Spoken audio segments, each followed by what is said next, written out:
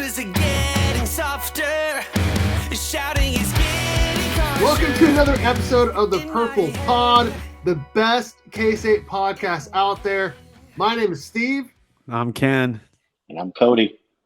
Oh, is that Cody or Kobe? Because Cody said if K-State lost to Missouri, he was not going to be back. So I guess this is Cody's twin brother, Kobe. Is that right? I distinctly remember him saying. Yeah, so this is crazy. He's also lost a check, I believe. He bet a whole check. He got a whole check on that game. Yeah. I said I'd be willing to bet a check. But let's roll the tape right back. Here. Every game I've ever bought a ticket to, Kansas State has lost. This game against Missouri is going to break that curse. No! This game against Missouri is going to break that curse. That's why I have the lucky hat right here. They're going to break the curse. And if K-State loses to Mizzou, you'll never see me on this podcast again. I will put my podcast livelihood on the line. If K-State loses to Mizzou, you'll never hear from me again. You should not have said that. You should not have put that. That's how confident I am. Wow. What the absolute hell? Coach Kleiman and the Cats are going to go 4-1 against the SEC. I'll go out right now. I'll bet a check on that. I mean, I would really put money down on it. This is the crow. I'm going to eat it. You guys ready? Yeah. So if you guys don't remember, every K-State game Cody's ever been to as a fan, K-State's lost. Oh, yep. Streak continues. Sorry, guys. Every one of them. And when he said he was going to go, and then he mentioned it right after, I was like, oh my gosh. We're going to get into K-State versus Missouri thoughts here in a minute, and then we're going to get into our thoughts on K-State. Do we have to? Do we have to? We're going to for just a minute.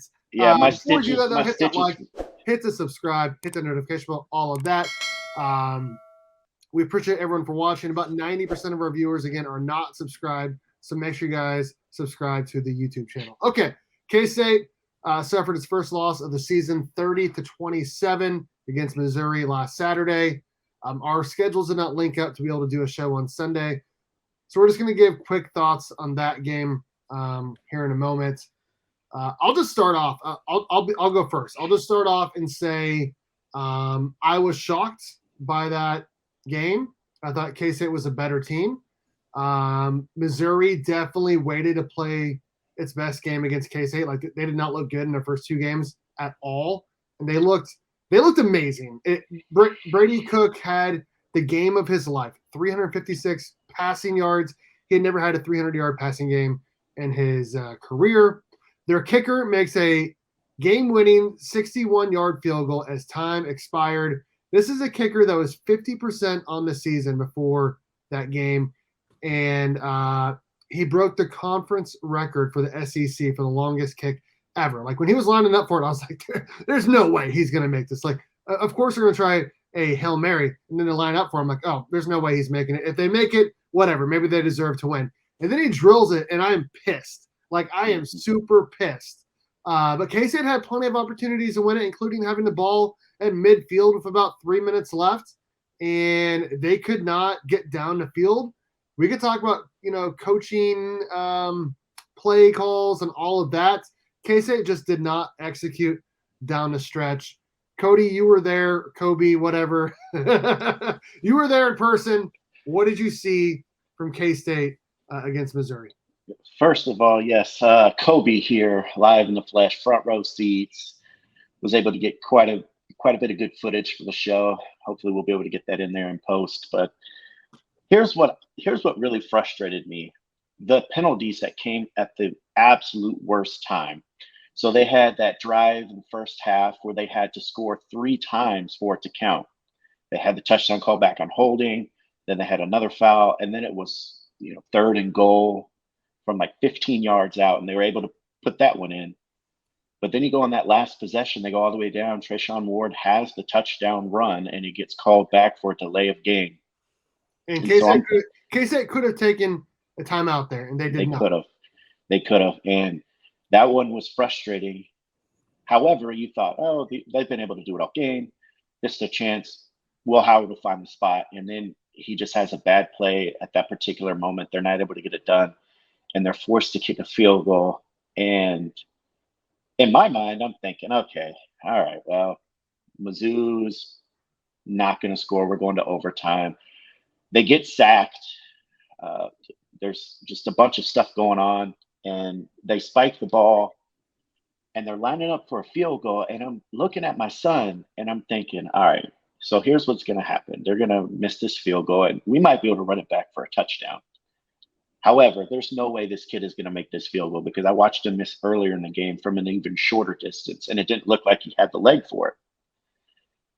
And then he kicked it. And as Phillip Brooks started to take a step back, I realized, holy smokes, he might actually, and when it went through, it was pandemonium. I was in utter disbelief. The fans went crazy. They rushed the field. And the worst thing of all is I so badly just wanted to win that game for many reasons. But the fans, they were awful, especially the ones right their next fans to us. are terrible. Luther Burden, the way he acted after that game, I did not like it. I did not. No, yeah, he goes from being, oh no, you little touch pass flop to now he's this big bad scary dude. Talking all sorts of smack to Kobe Savage. Come on, now. That's not a guy you want to talk smack to. But that's after a 61-yard field goal, he was finally found his voice. Yeah, after getting smacked last year, 40-12. Yeah, so that's just, my wounds are still healing. My stitches are still leaking blood here. I'm gonna, just like the Cats, we're gonna lick our wounds. We're gonna get better. I am worried about Will Howard's situation, though. I mentioned at the last show that final drive against Troy, he looked like his lower leg was causing him some problems. And then, that whole second half, he was gimping around, and he was still able to help the team score 3 touchdowns, 2 to my man Ben Sinnott, who we thought was going to be a key to victory. But just to lose to that team, I mean, that's probably one of the most, I thought Tulane was a tough loss and North Dakota State was a tough loss. This one's worse. Like, we had all the talent in the world versus that team, and we just could not get it done. And it was just frustrating. It was frustrating. Kenny, what do you think? Oh, man, you don't want me to talk on this. So I basically agree with what you guys are saying. Look, the expectations were really high for K-State. I don't believe that Missouri won the game. I believe K-State lost the game. This is not a Missouri win. Did Missouri play better on the day? Sure, I guess. It's just it was in a few years probably. Brady Cook overperformed, way overperformed. Yes. But it's also nice to have literally one of the best receivers in the nation to throw to, so you can throw a 10-yarder or whatever, a 15-yarder, and then he can run for 45 yards. I mean, that's nice, I guess. Good for him. But it just shows that our defense really needs to step up. There was a lot of miscommunication. Chris Kleiman, he mentioned this a lot. There was a lot of missed opportunities, tons of missed opportunities, lots of miscommunication. On the secondary, on the K-State secondary, there's no one proven. I think it was Steve that said this to me when we met up one day. The only one that's pretty much proven is maybe Kobe Savage. Other than that, the everybody else needs to step up, and actually prove themselves. I think the only highlight for K-State is obviously we had eyes on Big Ben Sinnott. He did great, but then there was a missed opportunity there at the stretch where he dropped a ball that could have been a first down there. And it was starting to rain pretty heavily at that time. And I'm not trying to make excuses, but that was a tough time to drop that one. Both teams playing been sure-handed all year. Sure. I mean, the weather conditions obviously play a role there, but I would say that the defensive line, I wanted to see more from them, man. Even though they did do they still did a pretty good job stopping their run game. They didn't have any crazy, insane runs, given that it was such really bad weather. You'd think that they would be running more. They had one nice run. Cody Schrader, 46 yards to set up their game-winning field goal. Yeah, that was the very end of the game. And that's what I'm saying. It seems like K-State always lets like one big run go. What is Will Howard's obsession with throwing one interception a game, almost two, like that one where Phillip Brooks caught it. I mean, that was a pretty lucky catch. Lucky. Yeah, it was pretty a wild lucky game. catch. But I mean, also, what is K-State's obsession with giving out these charity wins in the early parts of the season? I'm tired of really frustrating. We just keep handing these wins over to the non-conference games in the early part of the season. We did it to Tulane last year. We Arkansas State, right? In 2020. Yeah. It's like, why do we keep giving away these easy wins that we should easily be able to take on? And it's just, I don't know if it's complacency. I don't know if we're just looking past these teams. I don't know if it was just not good preparation. I do somewhat agree with a lot of people. A lot of the sentiment out there is that this was a coaching staff loss on K-State. They've, which is shocking because like K-State's coaching staff is usually really good, but they really sort of dropped the ball when it came to like discipline. Like, we had a lot, like you said, Kobe, whoever you are.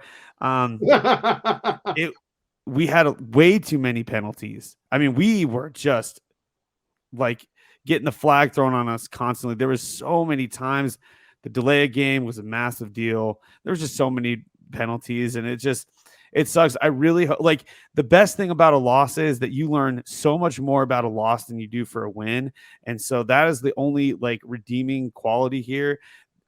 Although it does suck that our loss had to come with a toll of Daniel Green out for the season, Will Howard questionable, Trayshawn Ward doubtful, Jake Clifton out until the next bye week, and then Christian Duffy.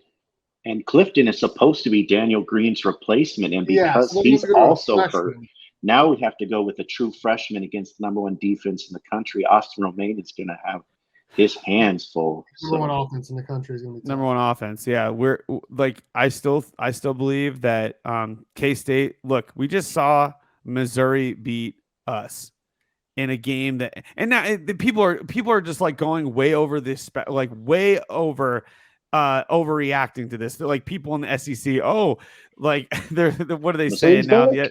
They're saying like Missouri, like wild card, maybe a diamond here, like, just come on, seriously. They had one insane game, and this is just what college football is. That's just hard to go undefeated. Yeah, exactly. Like some of the best teams in college football history didn't even go undefeated. Even a turd of a team can have one really good day. Exactly. Yeah. Nevada almost pulled an upset of their own. Unbelievable. And it's unbelievable. Steve and I talked about South Alabama possibly taking care of Oklahoma. But that was you and Kenny. That was you and Kenny. That was Kenny and I? Okay. Yeah. I couldn't remember. I thought it was Steve. But, I didn't honestly think it would be 33 to 9. It was, or whatever that score was. But they were up at one point 24-0, and I just could not believe it. Like, that's great for college football. Bad look for the Big 12. Big 12 had some bad looks so far this non-con for sure. But I mean, maybe with all of that recruiting and the portals being open, more of those lesser teams are becoming more and more competitive, which could be an awesome thing in the future, unless it's your team that's taking the loss. And Kenny, I wanted to mention something you were talking about earlier. With that Tulane loss, you could have blamed it on them looking forward to Oklahoma and then the previous one as well. But they only had UCF to look forward to for this game. So I think they were focused in this game more than they have been in years past, which is the most frustrating part. Like, I was so confident they were going to walk all over them and beat them handily. I would say that Drinkwitz was totally prepared for this, and we weren't as prepared.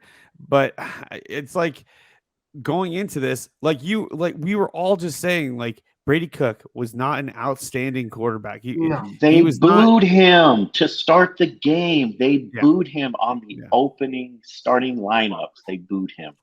Yeah, that's Missouri fans for you. It's just like what the expectation was is not what ended up happening. And oh yeah, also what I do think for those Missouri fans, I hope you like that $100,000 fine that you just got. I do have a question for you guys. Does K-State losing to Missouri change your season outlook? Your thoughts on this team?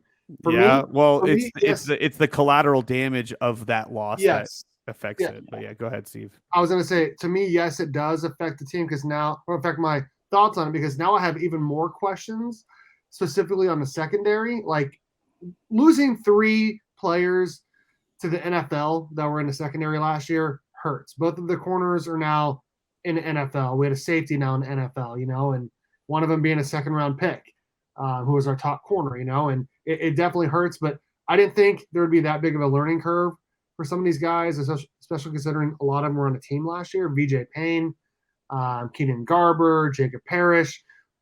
Honestly, though, I feel like the corners have been playing like pretty decently. It's the safeties. And Kobe Savage has been fine in the run game.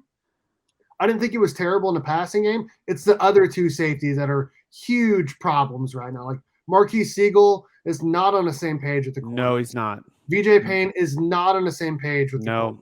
I will say, I do. Sorry, Steve, for cutting you off, but I will say that Jacob Parrish, even though he made that missed call, that miscommunication on that one big play, he actually turned around and actually made the tackle. This kid, even though like he's not like quite like there, like 100% there on the level that you want him to be at, but his hustle is unreal. Like I feel like this guy goes and makes plays across the field. Like he's just that guy. Well, and Will Lee has been stellar across the board. Like they hardly even throw at him, and when they do, he knocks it down. Like I feel like he's been playing pretty well. Jacob Parrish has been playing pretty decent. It's the safeties that are the problem. Yeah.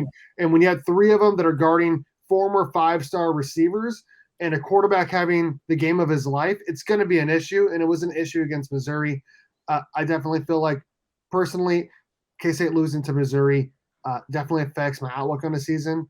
I thought they'd go 11-1. Maybe they still will. But it's going to be harder and harder and harder to do that, considering who we're playing coming up and playing at Texas and all that. K-State still has the opportunity to get better and win the Big 12, but it's a tall order. Do you guys feel like has your thoughts and like expectations changed on the season since K-State lost to Missouri? Here's what I think. First of all, that first touchdown to Luther Burden, that was an overthrow that he was somehow able to run under. And in my opinion, that was just bad for us. We had a Luther Burden is a freaking stud, dude. He is a stud, not the best person in my opinion, but he was able to get under that, but it looked like it was going to be an overthrow, which I think was some of that miscommunication. But I mean, I still think 11-1 is going to be a lot harder than we thought it was going to be earlier in the season.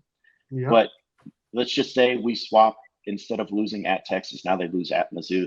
I would think, Kenny, you're probably more on point now with 10-2. Your predictions looking more and more like the better choice. Yeah, overall. Well, it was 10-2, thinking that we were going to lose to Texas Tech. I don't think that's going to happen as long as Texas Tech keeps playing the way that they're playing. Even though they did beat Tarleton State pretty bad. So, but not to go into that. But anyway, I just wanted to say that like it does affect because of the collateral damage of what happened as far as like things happen throughout the season. And when Steve and I went through the very first episode, and we were talking about the expectations of what I said, it's going to be hard to like call this stuff because we don't know with like health wise, like what's going to happen with our team and other teams. Like you never know. Like Texas Longhorns look crazy scary, but like, hey, but they were tied with Wyoming going in the fourth quarter. Yeah, they were tied at 10. Exactly. But Wyoming could be that team, like that Tulane team, where they just have a solid freaking team out of nowhere, good coaching staff, really just all bought in, that kind of sort of deal there. So we don't know what's going on over there, but like whatever's going on there, it's working for them. But I'll just say this, like there it's highly like I might even add another loss to there because I'm just concerned. 9-3. I'm just concerned with the injured list. Like Yeah. we went from having like Sonic and Knuckles to now we just got Knuckles. we got Will Howard. Now look, Beauty and the Beast. It looks like it may just be what Beauty happened now. What happened last year? What happened last year when we lost Adrian Martinez? We were like, oh shit. Will Howard came in and he dominated. Will Howard came in and he like showed up. Now it looks like we had questions on if Avery Johnson was going to be the 2-man. Guess what? He definitely is going to be the 2-man. Yes, he is. For sure. I mean, and this could be a massive opportunity. There's a lot of this crazy sentiment that like after the loss, people were going after Will Howard's head. I'm like, you guys are crazy. Like the fans are over 270 passing yards. Yeah. He had one play that I felt like he could have done better on is when he was running for a first down. Slide. At the end of the game when he slid, he should have kept running and trying to get the first down. I understand he's injured. He should have kept going though. But he had plenty of field, but it's hard to make. When you're in the heat of the moment, you don't know. Like we weren't there. He's got to look out for his health too, So I get it, but no, Will Howard's the guy. K-State fans, you need to stop overreacting. Stop going for Colin Klein's head. What the heck is wrong with you?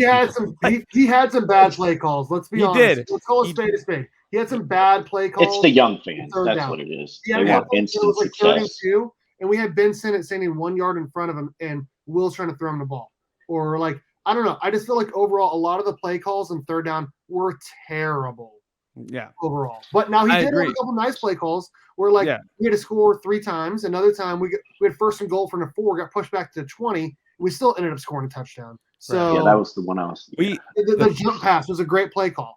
It's hard to have good play calls all the time when you're playing a good defense. But the thing is that K-State we have a new identity that we didn't have last year. Like we're not the same team. So we got to try some different things out. And there's going to be moments in the early parts of the season where it's going to look goofy, but we got to like obviously shore up those things. Everybody's got to be on the same page. Everybody's got to be bought in on and really just adhere to the actual game plan.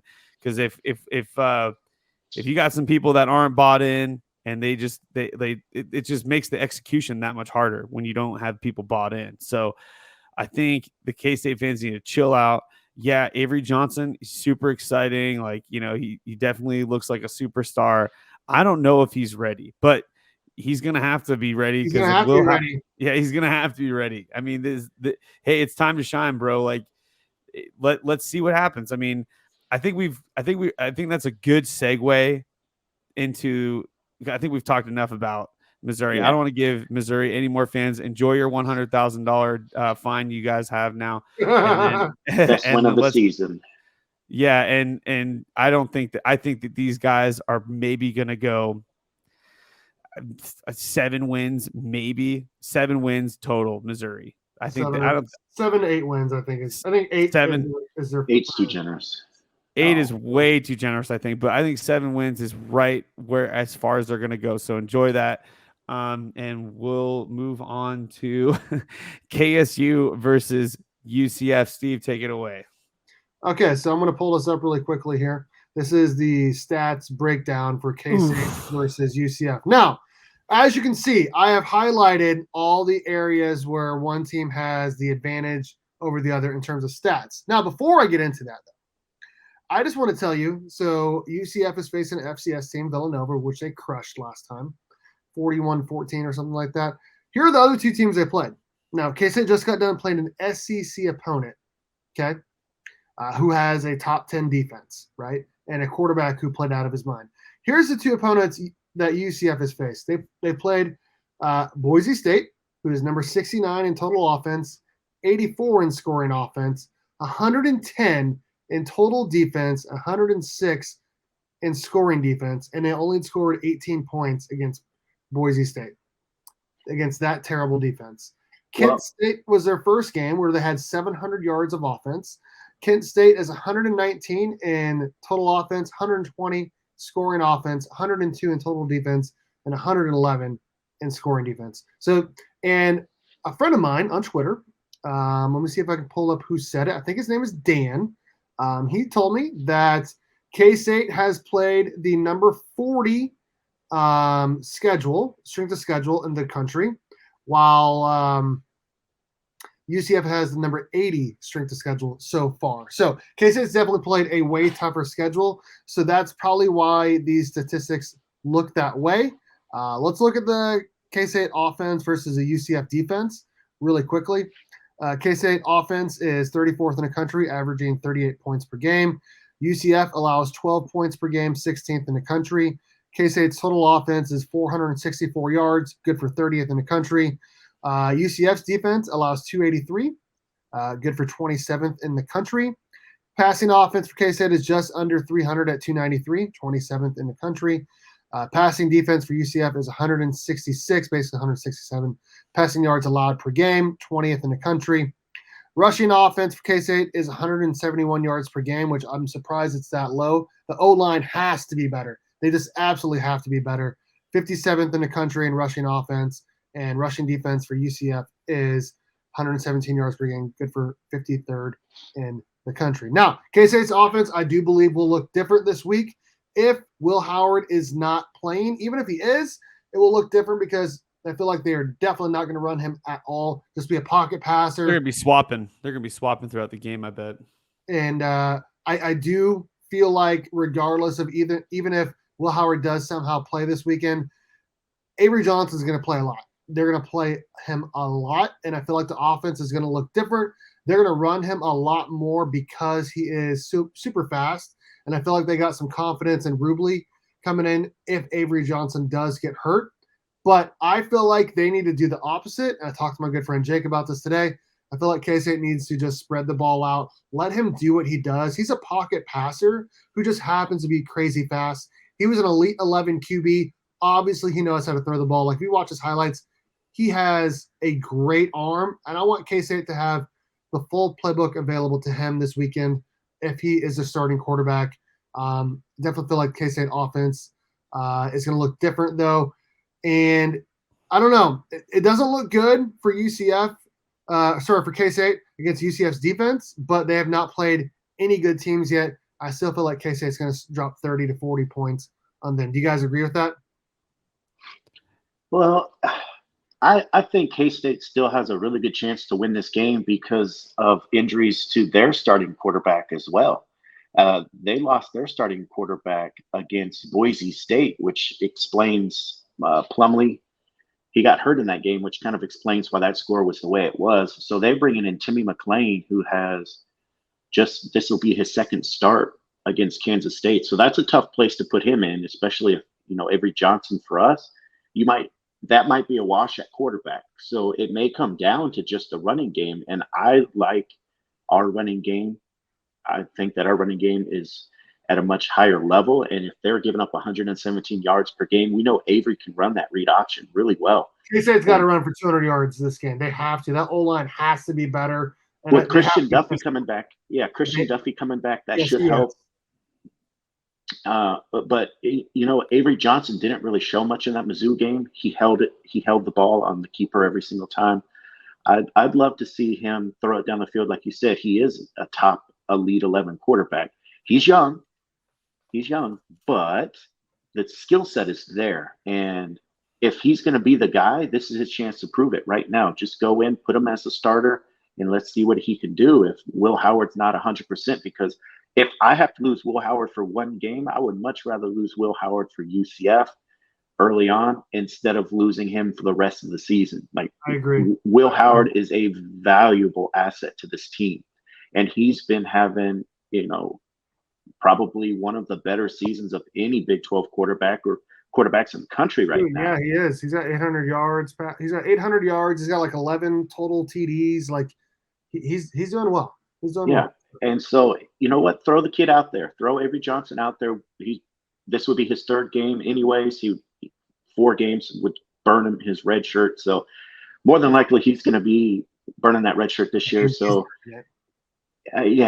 I mean, and UCF, welcome to the Big 12. Their first 4 games are road games. They have at K-State, at Baylor, at Kansas, and at Oklahoma. So welcome to the Big 12. Welcome to the Big 12, baby. Welcome to the Big 12. You got to play the defending Big 12 champs first game, coming off a loss. Super pissed off. Kenny, Yeah. K-State offense versus UCF defense. What do you see? It's going to be tough, man, because we're going to be looking at a whole new offense if Avery's starting, and I don't have the confidence to say that. And also, you just said that the rushing, Trayshawn Ward is not 100%. He's not. As far as we know, and that's a huge offensive attack that we don't have now, or at least we don't have at 100%. We're not going to be able to utilize that. That offensive piece. So maybe Avery can fill the gaps in that way. Man, I don't know. I don't know really where we're going to turn. Like I said, we have a lot of jet sweeps, dude. Option game. We have a lot of options that we haven't, but we just haven't seen it. Like, I don't know like how well it's going to look. You did point out the fact that that UCF overall the last few games they haven't played anybody that's even worth talking about, and it's not like their record or their whatever their standing is like rushing defense is 53rd to ours, which 53rd, but when they haven't played anybody, and then our rushing offense is 57th when we've had a really tougher schedule than they did, at least twice as hard. Maybe we might actually be able to do something there. Our offensive line has got to get it together. We gotta stop with the penalties offensively. We got to execute. I think players like Ben Sennett need to stay consistent, being leaders on the team. I think, man, I don't know where RJ Garcia was all last game, but man, he needs to get utilized. Yeah, they were covering him really well. 2 catches for 18 yards won't get it done as good as he is. He needs to be not only getting more targets, but more yards, especially yards after catch. That's where we need to utilize him. Exactly. Keegan Johnson needs more reps. I understand he's coming off an injury. He needs to play more. He has to play more. We're getting into the Big 12 now. It's every game matters so much if you want to get back to Arlington. Everyone needs to be full go. Yeah. And if they're not, put in the next guy, because we need everyone at full bore. You know what I mean? That's why I just let Avery play the whole game, unless Will is just going to do what Skyler did against Oklahoma a couple years ago, where he just stayed in the pocket and just threw it the whole game. Like he didn't run at all, hardly moved. If you're going to do that, then that's fine, but game plan for it. So put Avery in there and let him run a little bit, but I don't know. I almost feel like Avery should just play the whole time. Yeah, I think that's a valid point. I mean, we have to it's really confusing for an offense to get bought into something when you're not 100% bought in yourself as a coaching staff. So I think it's important for whatever the coaching staff decides to do, they need to be really clear to everybody on the team. This is what's going to happen. And I'm hoping, just like you, if Avery's going to play, then make him play the whole game.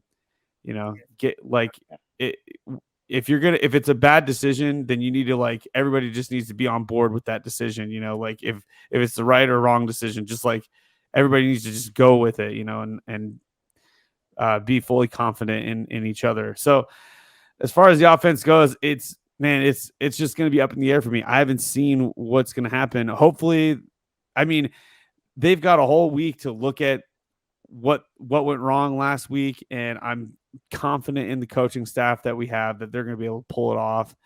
So I'm confident in that regard. I'm not sure how it's going to look. I'm hoping that we, come home and we're just fired up, ready to take care of business at home. So yeah. Absolutely. Well, let's get into the K-State defense versus UCF offense, which I feel like is the matchup to watch. Now, K-State offense, we don't know who's playing QB, but I feel pretty confident in whoever's in there that they're going to be able to score some points.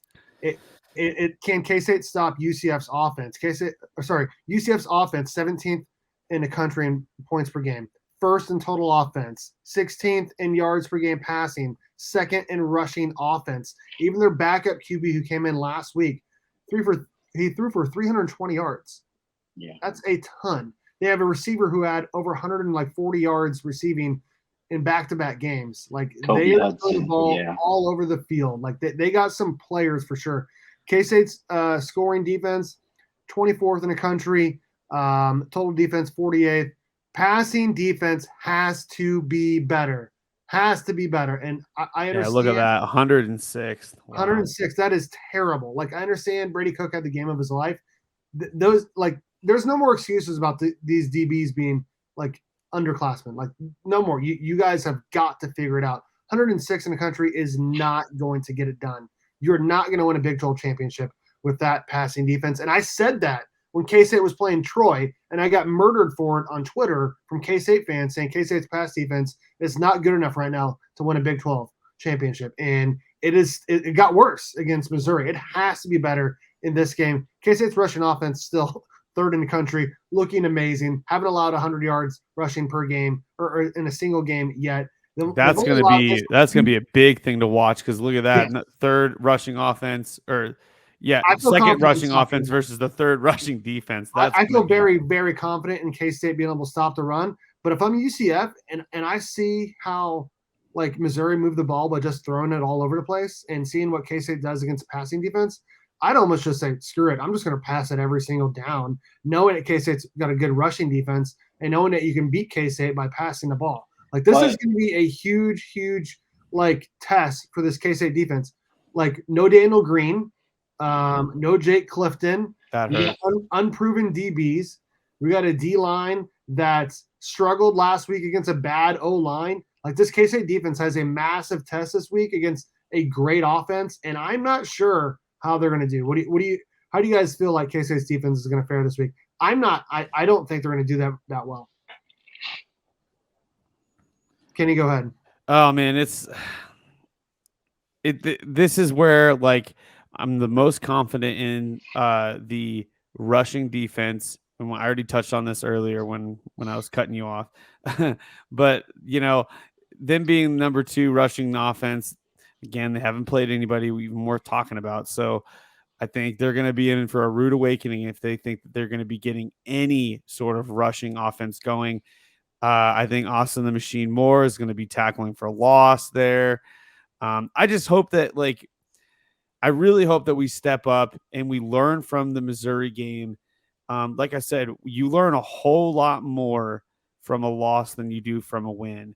And I know that the D-backs, they're going to be looking at that game and going again. They went up against a very talented, Luther Burden. And so I think they're going to look at that and be like, okay, we need to figure out something. We need to go better drills, better preparation, something. They need to be on the same page. They need to really start working on their communication.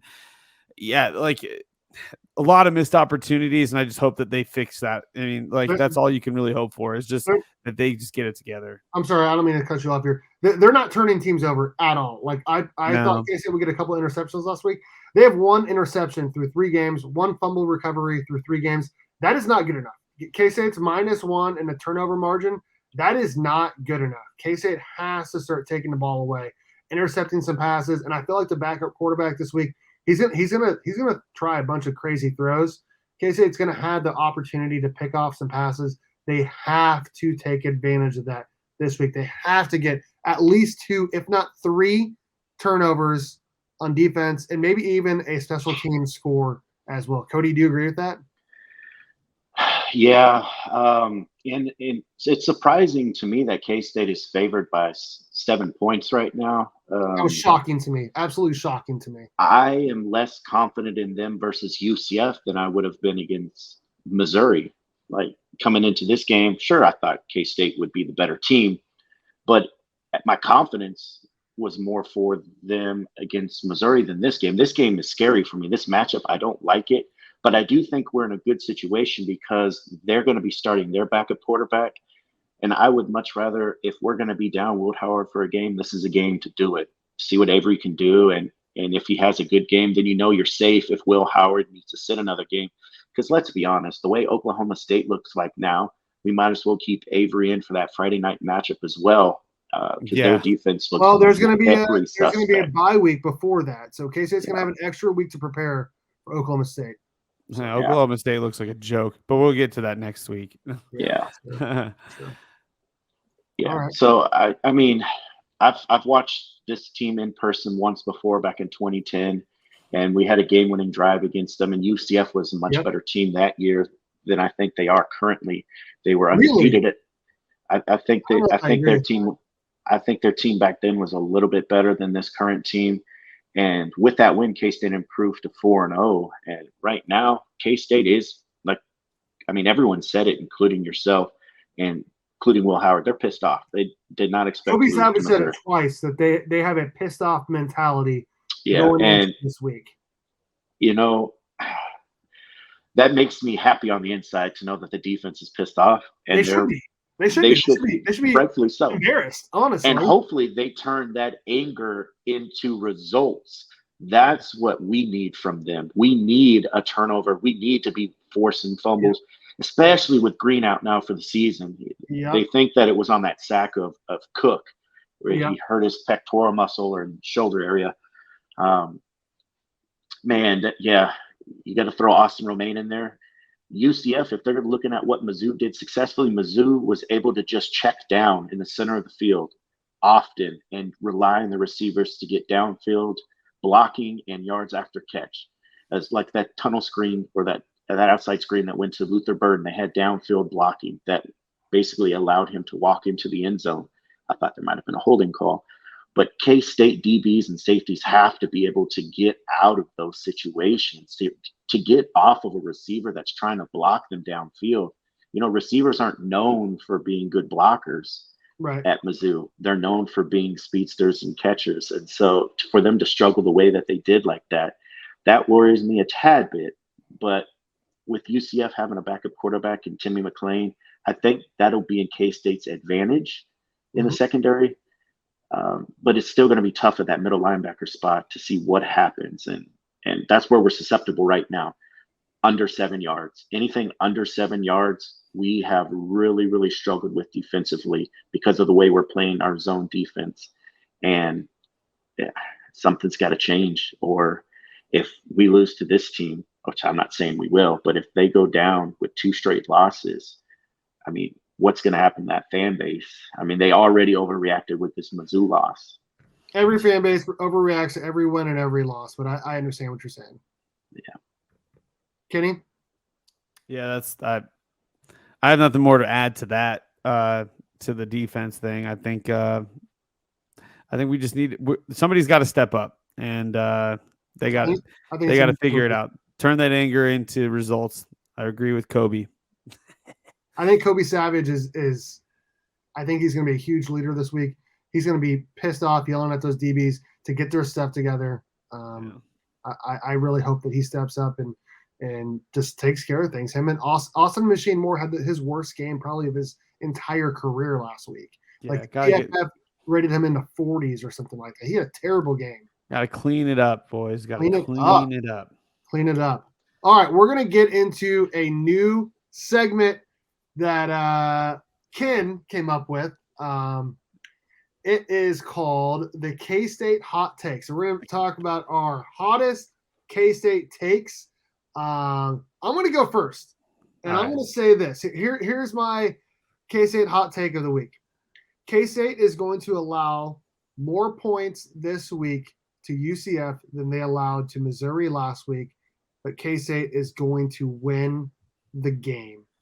We'll get into our score predictions in the next segment, but from what I'm saying here is K-State's going to allow more than 30 points to UCF, but K-State is still going to find a way to win the game. Kenny, what's your K-State hot take?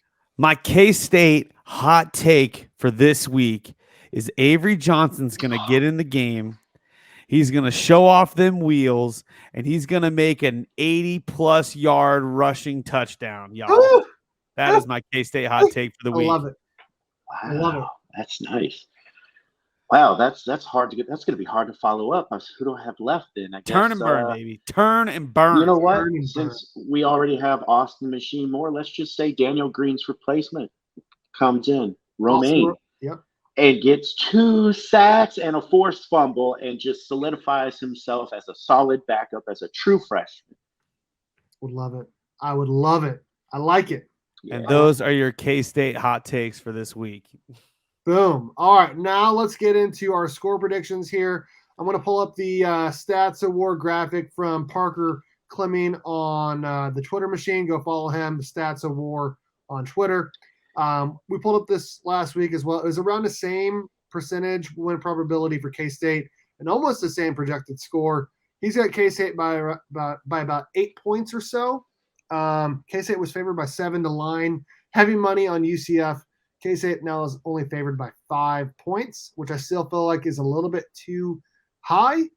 I do feel like K-State does win this game because the K-State defense, even though they're going to allow more than 30 points, I do feel like they're going to get a couple interceptions. K-State's going to score some way on defense or special teams, basically a non-offensive touchdown.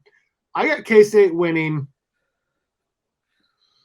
38-34. That's my score prediction for this week. Cody, what's your score prediction, sir? Yeah, that's a good one. I mean, last week I was really hoping that Phillip Brooks would get a punt return or the defense would get a defensive touchdown, whether it's a fumble return or a pick six. I still think that I would agree with you. The defense has to put some points on the board against UCF, especially if they're able to get the passing game going. Defensively, we just got to hold tight in our middle of the field and our deep thirds. We just can't get beat over the top. So I really think the difference will be the Kansas State rushing attack, especially if Avery Johnson is going to get the start, being down, Ward out, potentially not being able to play. I like seeing Avery Johnson get his carries, especially with that read option. And UCF is susceptible to the run. And, you know, Steve, you talked about letting Avery Johnson have the full playbook. I don't think they will. I'll think they'll keep it pretty conservative. I mean, I would like to see him. I would love to see it done. That's not going to get it done. But I think K-State has to be able to run the ball, and that's going to be what they rely on in this game, especially if Will Howard is not able to start. So final score, I would say Kansas State, all things considered, 31, UCF 24. K-State by 7, basically the line on this game. Ken Savvy, what's your score? I'm always going to be you can clip this, Steve. I'm going to be the K-State hype man. All right. I'm the K-State optimist here. Okay. I'm going to say this. We're going to get back on that 40+ point trend that we were on before. So we're going to score 6 touchdowns or more. And I'm going to go ahead and say that our defense, given that how pissed off they are going back home, Kobe Savage lights a fire on all their asses. They're only going to score 3 touchdowns. So it's going to be 21-42. K-State wins? K-State wins. I love it. We have 3 different takes here for sure. I like all of them because we all pick K-State again. Big surprise. This is the purple pod, man. What do you expect? What do you expect? What do you want me to say? All right, we're gonna take a look around the Big 12 really quickly as well, and then we're gonna get out of here. So we got our first weekend of Big 12 games coming up. Actually, technically it's the second weekend because TCU and Houston played last weekend. But first full weekend of Big 12 football. All right, so let me see if I can pull this up real quick. I got it pulled up. I just got to find it on my computer here. There it is. All right, so we got K-State versus UCF Saturday, 7 o'clock. Perfect time for the game. I couldn't be more excited. Hopefully the rain goes away. I don't want no rain. I love the overreaction where they don't have us ranked anymore. I can't believe that we went from 15th to unranked on a 61-yard game-winning field goal as time expired. That to me was a slap in the face because I still feel like K-State is a top 15, top 20 team. I've said it since day one. They never get the respect they deserve, and then when they lose this way, they take that opportunity to prove that's why they don't deserve it and take them out of the ranking. And just that's fine. That's fine. We'll just keep earning that respect back. When still make the top 10. CFP rankings come out next month. All right, so next game up, or maybe it's even the first game up, we have Oklahoma. Enjoy your last year in the Big 12. What are you doing? You're opening up at Cincinnati, new Big 12 member. This is going to be a hostile game for them. Favored by 14.5 points. I don't think they win by 14.5 or more. They have played very well, but I don't think they're 2 touchdowns better than Cincinnati. That's just my point of view. SMU against TCU. Battle for Dallas. We got TCU favored by 6.5 points. BYU coming to KU. KU favored by 9. That does not seem right to me at all. Right after BYU won at Arkansas, I do not understand this line at all. I'm almost like thinking about putting money on BYU money line. Like that line makes no sense to me at all. And especially with the way they played against Nevada last week. Absolutely. We got Texas Tech at West Virginia. Texas Tech favored by 6. Oklahoma State versus Iowa State. The battle for the bottom of the Big 12 here. Iowa State favored by 3.5 points. We got Sam Houston State playing at Iowa State is favored in that game. Yeah, I know. That's crazy. Well, Oklahoma State has like 3 guys that can play quarterback. You don't even know who's going to play. Houston is hosting Sam Houston, the battle for Houston. Houston favored by 12.5 points. Over and under only 38. You got to hit that over on that. That seems so low. That 38 points for the over-under, I don't understand that at all. And then we got an ABC Saturday night right before the K-State game. We got Baylor hosting Texas. That should be a fun game. Texas favored by 15. I don't see that. I would not put money on Texas to win by 15 or more. I would. You think so? I don't think Baylor has the weapons that they used to have in the past. They play Baylor anymore all the time. This ain't the same Baylor anymore, man. No, it's not. So this ain't early 2010s Baylor. What game on the Big 12 schedule outside of K-State and UCF, of course, has you guys most intrigued, and how would you bet? I'm ready to see that BYU victory, man. Go Mormons. That's right. That's right. They have their own network too. You guys both think that BYU and it is driving me insane seeing Kansas with a better record than us. It happened last year too. They're the September national champs. I don't care. I don't care. Disgusting. So actually, I think KU was 5-0. K-State was 4-1, and K-State got to, I think, 8 wins before KU got to 6 or something like that. It was crazy. So is that the game you guys have your eyes on the most this weekend? I just want BYU to smash those Hawks to the ground, man. I mean, that's the only one that I think is going to be semi-competitive other than K-State UCF. I just think again, we have mismatches this week. I think Texas Tech West Virginia is going to be competitive. I think it's going to be competitive in the score, but not in the gameplay. Okay. Burn. No, man. Once again, Kansas State again has the best game of the week, in my opinion. They do. I'm glad it's not on SEC Network again. That was bullcrap, by the way. That was complete bullcrap. The best game of probably the weekend. Oh, the Missouri Tigers, the SEC sleeper. No, they're not the SEC sleeper. Get out of here, dude. The second best game to Colorado State, of course. That was Colorado State had that game. Yeah, dude. They should have won that game. What a crazy game. I feel like Colorado's going to get smacked around by Oregon this weekend now. Yeah, I'm surprised Deion Sanders doesn't have his own ESPN4 station the way they cover him. Oh my gosh, he's got his own commercials, and he's always on there, which, I mean, kudos to him. Kudos to them by pumping him up. I don't know how long he's going to stay there, but, shout out to them. Look at this. K-State's now only favored by 4.5. It has gone down. I'm almost saying hammer K-State on that line. Maybe K-State's going to win by more than 4.5. I had him favored by 4 in my prediction, but I'm starting to think K-State's going to win by more than that after looking at that line. That's moving in the wrong direction for K-State, which makes me think K-State's going to win big. So we'll see. I don't know. What do you guys think about Oklahoma, Cincinnati? Go Bearcats. Yeah, I don't know. I always have a hard time like rooting against OU in situations like this, because when I do that, then I feel like they just come out and prove me wrong every time. They're just that team that always just seems to have that trick up their sleeve, you know. Right. It's tough. The damn Sooners better leave sooner than later. Any other game you guys got your eyes on? You guys think Texas is just going to whoop Baylor? Oh yeah. It's gonna be a slaughter. Yeah. Wow. Texas is gonna win by Baylor 20. should have beat Utah. Utah's a top 10 team. I don't know. But Texas is a top 3 team. Maybe it's just because I've seen the way Texas played against Alabama, and just how good they really looked. They didn't look good against Wyoming for 3 quarters. Yeah, but all right, fine. Again, you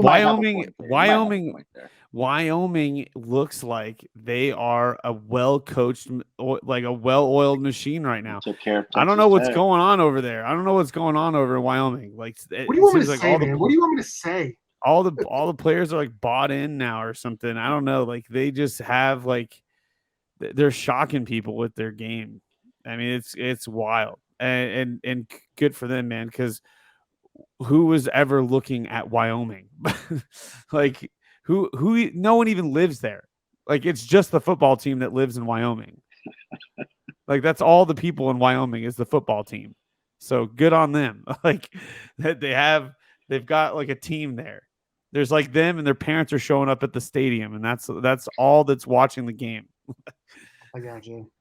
Well, I'm intrigued by most of these games. I would bet.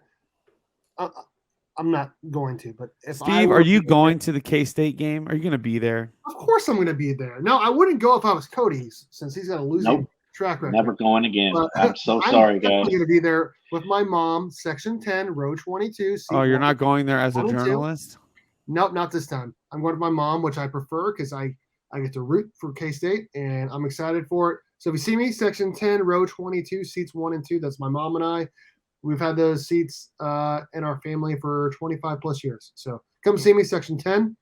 I'm excited for this weekend for sure. Let's try to make this 1 hour long episode. Oh, well, I just got rid of the graphic here for what I would bet. I guess I can pull it back up really quickly. Oh, well, unfortunately, I won't be able to watch. I won't be able to watch their first Big 12 meeting against UCF. I will be in St. Louis for a Disney on Ice special, Frozen and Moana. Bought those tickets a little while ago. Moana on ice? Moana, yes. That is epic. Dwayne Johnson, is he going to be there? You know, I don't know. That's good. That's a good question. All right, here we go. Here's what I'm thinking. He showed up at the Colorado game, you know, like maybe he might. I would bet the under on the over-under and Baylor on that 15-point line for Texas. I would bet the over on everyone make notes on this just in case, you know, if you would decide to take Steve's bets here. Over on 38. The prophet is speaking. I would take Sam Houston on that line. Houston is not good. There's gonna be a lot of points scored because no one's very good. I would take the I'm going to take the over on 36.5. You'd think it's really low because their defenses are good, but I actually think it's just going to be an ugly game. And I do feel like they're barely going to hit the over. And ISU minus 3.5. Yeah, I would take that. Texas Tech minus 6. I don't like that. I would take West Virginia on that line. And I would take the over on 55. I would take BYU plus 9 points, and I would take the over as well on that. There's going to be a lot of points scored in that game. And then TCU, SMU, I would take TCU minus 6.5. As crazy as that sounds because they never cover. They absolutely never cover. And that line is so high. I'm just going to take the under on that because it's already crazy high. Yeah, 64 total points. That's too high. I would take Cincinnati on this line. I feel like they're going to lose by less than 14.5 points. 57.5 is the over under. Both of these offenses can score a lot, so I'm going to take the over on that. As crazy as that sounds after we're talking about the last one.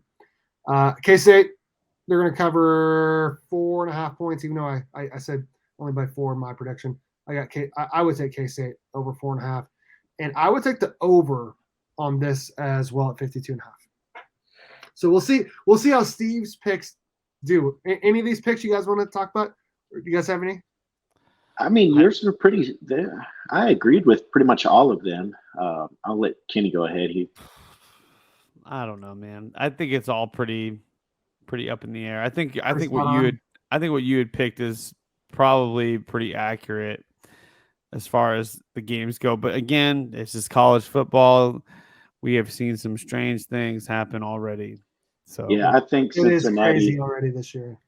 Cincinnati one I could get behind, especially with I don't think they're going to lose by 14.5 points either. A little surprised about the TCU though, only 6.5 point favorites versus SMU. So there must be something I don't know about going on. I mean, TCU's defense is not good. It's way worse than K-State's. So way worse. So. Well, we have reached the hour marker. I appreciate everyone for coming on. Last thing, who do you guys have your eyes on for K-State? Offense, defense. I'll go first. Avery Johnson. I wanted to be the first one to say his name. I got my eyes on him this weekend on defense. I got my eyes on Austin Romaine taking over for Daniel Green. Both of them have big shoes to fill. Yeah. I got my eyes on you. Let's see what you can do, youngsters. Kenny, you? My eyes are on the damn offensive line and Jacob Parrish on defense. Gotta see something happen there, boys. So my eyes are on you. Offensive line, get it together. Defensive backs, mainly Jacob Parrish. I got my eyes on you, bro. Well, I mean, that's a lot of pressure. I'm going to repeat with Big Ben Sinnott. I think he's going to be another one to look for, especially if Avery Johnson is in trouble. And he had 5 catches and 2 touchdowns last game. Let's ride the Ben Sinnott train. I know that's a phrase that's popular on this show, ride the train. So Big Ben Sinnott on offense, and then defensively, Duke is going to show out. If they're going to have a chance, Khalid Duke is going to have a good game. He's going to need another sack and a forced fumble. What about Uso? Well, Uso I don't have any problems with. He's solid every game. So, yeah. I want to see Duke do a little bit more. Speaking of more, go Austin. Pun intended. I like it. This is the K-State pod. Appreciate everyone for watching. Hopefully K-State can get it done this weekend against UCF. And as always, go Cats, baby. Purple Pod, baby.